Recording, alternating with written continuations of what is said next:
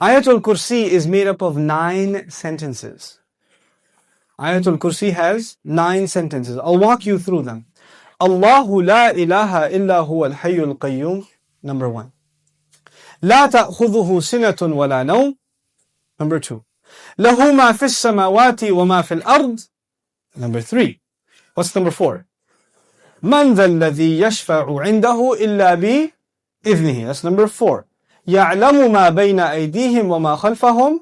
Number 5. Then وَلَا يُحِيطُونَ بِشَيْءٍ مِّنْ عِلْمِهِ إِلَّا بِمَا شَاءَ. Number 6. Then وَسِعَ كُرْسِيُّهُ السَّمَاوَاتِ وَالْأَرْضِ. Number 7. وَلَا يَؤُودُهُ حِفْظُهُمَا. Number 8. وَهُوَ الْعَلِيُّ الْعَظِيمُ. Number 9. 9 sentences. The first sentence is Allahu la ilaha illa huwa al-hayyul qayyum. It's a beautiful sentence which ends with 2 of Allah's names. What are those 2 names? Al-Hayy, Al-Qayyum, the living and the source of all establishment. Everything stands and exists and is maintained because of Allah. What's incredible is that the last sentence, sentence number 1, has something in common with sentence number 9, which is وَهُوَ الْعَلِيُّ Azim. How many names of Allah in the last sentence? 2 names of Allah in the first sentence, 2 names of Allah in the last sentence. Okay. What's the second sentence? Before I go to the second sentence, let me tell you something about security. Security guards have a very hard job. You see those British guys that wear the funny hats at the towers? That can't smirk? It's a hard job. And one of the best jobs for college students. But if you get a if you're in security, you have to sit in your booth. You have to stare at the CCTV for hours and hours. And does it move? It's the same picture. And you have to look at it for 12 hours, 8 hours. It's the most exciting thing you've ever done in your life. What tends to happen when you're guarding something? You tend to get sleepy. You tend to get tired. When you're guarding something, you tend to, you'll see, of course you don't watch movies because you're very religious, but, but in movies, they have these things called movies, and then sometimes they have an action movie, and the guy is trying to get inside a place, but it has a security guard, but the security guard is, so he grabs him, and he gets inside, because the security guard is getting sleepy, you understand? Okay. Allah Azza wa Jal says about Himself, لا تأخذه سنة ولا نوم. Drowsiness. Drowsiness happens when you're tired. Your eyes start kind of closing a little bit. You're not sleeping, but you're kind of half sleeping like that guy over there. I'm kidding. But you're half sleeping. That's sina. And of course, what happens after that? What's the next step? No. First comes sina. Sina is like, when you go to Jumu'ah, and the khatib says, Inna alhamdulillah, alladhi nahmaduhu, like that's sina. Okay? By the time he gets to, Ayyuhal ikhwatul kiram, that's no. Okay? That's no. Okay, so you know the difference between sina and no. Drowsiness and then sleep. Okay. This is the second sentence. The second sentence is, these are things that creation has. Creation gets tired and it starts getting drowsy and eventually it falls to sleep. Or sometimes you tell yourself, no, I'm just closing my eyes, but I'm not sleeping. Okay, let me just close my eyes for a second. You're gone. You're finished. Okay? Now here's the thing. I know something about Sina and Noam because I'm a teacher by profession. Right? So, being a teacher is, you might as well do a PhD in sleep sciences or sleep studies, because you see students like, how people check out of a hotel? You can see their brains checking out. Like, in the middle of a lecture, like. It's the best. This is the second sentence about sleep, about exhaustion and sleep. Drowsiness and sleep. What was the second last sentence? وَلَا يَؤُودُهُ حِفْظُهُمَا. Guarding the skies and the earth does not exhaust Allah. When someone's exhausted, what do they get? Sina and Noam. The second sentence is actually connected to the second last sentence. لا تأخذه سنة ولا نوم ولا يؤوده حفظهما. He says له ما في السماوات وما في الأرض. He owns whatever is in the sky and the earth. Now before I tell you further, you need to understand the difference between two words, two names of Allah, Malik and Malik. Two names of Allah, Malik and Malik. I hope I can explain this difference to you because it'll make you appreciate these ayat like nothing else. Malik is an owner. Malik is an owner. Malik, I already told you today, what is Malik? King. Is there a difference between a king and an owner? Yes. You are the owner of your pen, but you do not say, I am the royal sovereign of this ink pen. You don't do that. That doesn't make a lot of sense. You understand? Owners can be of small things. You can own a car, you can own a computer, you can own a phone, but you're not going to be the king of it. Kingdom is used for big things. Here's another problem. Ownership is about property. It's about property.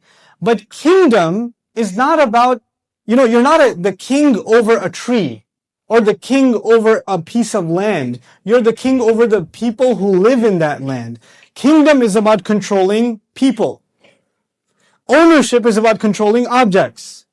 There's a difference. Now Allah says, لَهُ مَا فِي السَّمَاوَاتِ وَمَا فِي الْأَرْضِ. He owns whatever is in the skies and the earth. What is the ayah about? Ownership. The ayah is about ownership. And ownership, one thing about ownership, it's micro. So every single thing is owned by Allah. Okay. What's the third last sentence? Anyone remember? وَسِعَ كُرْسِيُّهُ السَّمَاوَاتِ وَالْأَرْضِ. His throne extends to the skies and the earth. When Allah talks about His throne, He's talking about His kingdom. One dimension of control is ownership. The other dimension is kingdom. Both completing the picture. Because if you're just an owner, you're not a king. And if you're just a king, you're not an... Oh, and by the way, let me tell you the difference also. Nowadays in some countries we have kings. You can be the king of an island. But does that mean you own everything in that island? No. Allah is the owner of all things and the king of all things. Both of them are necessary. Just because you own, and by the way, it could be that somebody owns all the property, but they're not the king. Is that possible? They own the property, but the king is someone else. So they have property ownership, but somebody else has authority. Or somebody has authority and no property ownership. But Allah is Malik and He is Malik. The Malik part of Allah's attribute, لَهُ مَا فِي السَّمَاوَاتِ وَمَا فِي الْأَرْضِ. Third sentence. The kingdom of Allah, وَسِعَ كُرْسِيُّهُ السَّمَاوَاتِ وَالْأَرْضِ. Okay. What's the fourth sentence? Let's go back. Allahu la ilaha illa huwa al-hayyul qayyum. La ta'khudhuhu sinatun wa la nawm. Lahu ma fi as-samawati wa ma fi al-ard. What's next? Man dha alladhi yashfa'u 'indahu illa bi idhnihi. Let's understand this ayah first. Who will come and make shafa'ah with Allah except unless He gives permission? In other words, what is shafa'ah? Shafa'ah, if you don't understand the concept, because we use big English words like intercession. But let's make it simple. Shafa'ah means you got connections. Shafa'ah means that you were about to lose your job, but your uncle is the manager and he came and said, no. He's with me. Okay, Balo. He's good. That's shafa'ah. On Judgment Day, we are in trouble possibly, and then somebody comes and says, no, they're with me. They're with me. Go easy on them, please. We beg Allah Azza wa Jal to qualify us for the shafa'ah of Rasulullah sallallahu alaihi wasallam. And Allah says, nobody will come for you. Your uncle, your cousin, your dad, your mom, your boss. You're not going to come for you on Judgment Day and say, Ya Allah, actually he's not going to happen on that day. We're good. Nowadays you can do that. They're with me, VIP pass, so you go up inside. No, not over there. There's no VIP ticket. Except, the only exception is if Allah gives permission. So this ayah is about nobody having any authority unless Allah gives it to them. Nobody will have any authority, and the only exception, and the word exception is important, the exception is if Allah gives it to them. You clear about that? Yeah. Okay. وَلَا يُحِيطُونَ بِشَيْءٍ مِّنْ عِلْمِهِ. They know nothing. They can control. They encircle nothing of His knowledge. إِلَّا, except بِمَا شَاءَ. The fourth sentence and the sixth sentence are both about a statement about Allah and the only exception. The statement was nobody has authority to make a case except whoever Allah gives permission. They have no knowledge except whoever He wants to give knowledge to. Otherwise they know nothing. وَلَا يُحِيطُونَ بِشَيْءٍ مِّنْ عِلْمِهِ إِلَّا بِمَا شَاءَ. The fourth and the sixth sentence are correlated. The first and the ninth, the second and the eighth, the third and the seventh, the fourth and the sixth. What's left? Okay. Middle sentence? Yes. He says, يَعْلَمُ مَا بَيْنَ أَيْدِيهِمْ وَمَا خَلْفَهُمْ. Oh my God, He says He knows what is ahead of them and what is behind them.